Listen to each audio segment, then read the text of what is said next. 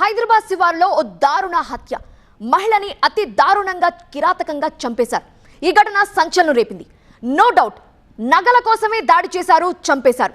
3 రోజుల దర్యాప్తు తర్వాత పోలీసులు కూడా అదే తేల్చారు. ఇంతకీ ఎవరా హంతకుడు? హత్య కేసుని పోలీసులు ఎలా ఛేదించారు?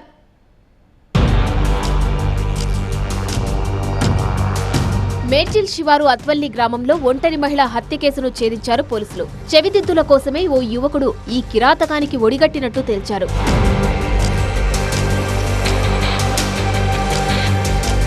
3 రోజుల క్రితం అత్వల్లిలోని ఓ రేకుల షెడ్డు నుంచి మంటలు రావడం గమనించిన స్థానికులు మేడ్చల్ పోలీసులకు సమాచారం ఇచ్చారు. స్పాట్ కు చేరుకున్న పోలీసులు మంటలను ఆర్పేశారు. కానీ అప్పటికే మహిళ మృతదేహం సగానికి పైగా కాలిపోయింది. మృతురాలు వికారాబాద్ కు చెందిన లక్ష్మిగా గుర్తించారు. లక్ష్మి ఓ వైన్ షాప్ లో రోజువారీ కూలీగా పనిచేసేది. ఏం జరిగిందో తెలియదు, సడన్ గా హత్యకు గురైంది.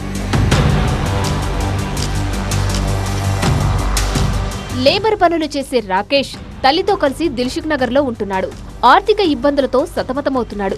ఈ క్రమంలోనే కిష్టాపూర్లో మద్యం తాగుతున్న సమయంలో లక్ష్మి కంటపడింది. ఒంటిపై నగలు ఉండడంతో ఎలాగైనా వాటిని కొట్టేయాలని ప్లాన్ వేశాడు. ఆమెకు బాగా మద్యం తాగించాడు. నిద్రలోకి జారుకుందని భావించి నగలు తీసుకునే ప్రయత్నం చేశాడు. అయితే లక్ష్మి ప్రతిఘటించడంతో గొంతు కోశాడు. ముక్కు చెవి భాగాలను కత్తిరించి బంగారంతో ఉడాయించాడు. వెళ్తూ వెళ్తూ డెడ్ బాడీకి నిప్పంటించాడు. టెక్నికల్ ఎవిడెన్స్ చూసుకోవడము, ఇవన్నింటినీ ఫాలోఅప్ చేసుకొని అసలు నేరస్తుని ఫస్ట్ ఆటో డ్రైవర్ని మనం అనుమానించడం జరిగింది, నరసింహులు అనే వ్యక్తిని. ఎందుకంటే ఆ నరసింహులు ఆమెతోటి కొంచెం కలిసి ఉండటం వల్ల కొద్దిగా అతన్ని కూడా అనుమానించడం జరిగింది. తర్వాత రూల్ అవుట్ చేసుకున్నాం అన్నీ కూడా ఈ టెక్నికల్ ఎవిడెన్స్ తోటి. తర్వాత అసలు నేరస్తుని మనం పట్టుకొని ఈరోజు అతన్ని మనం జైల్లో కోర్టు ముందు ప్రొడ్యూస్ చేస్తున్నాం. మరి ఇట్లాంటి వ్యక్తుల్ని నమ్మొద్దని చెప్పేసి మీడియా ద్వారా అప్పీల్ చేస్తున్నా.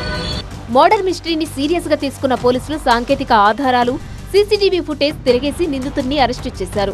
5 గ్రాముల ముక్కు పుడకలు, 60 గ్రాముల వెండి కడియాలు, బ్రాస్లెట్, ఉంగరంతో పాటు 3,500 రూపాయల నగదు స్వాధీనం చేసుకున్నారు. గుర్తు తెలియని వ్యక్తుల్ని ఎవరూ నమ్మొద్దని, అనుమానం వస్తే తమకు సమాచారం ఇవ్వాలంటున్నారు పోలీసులు.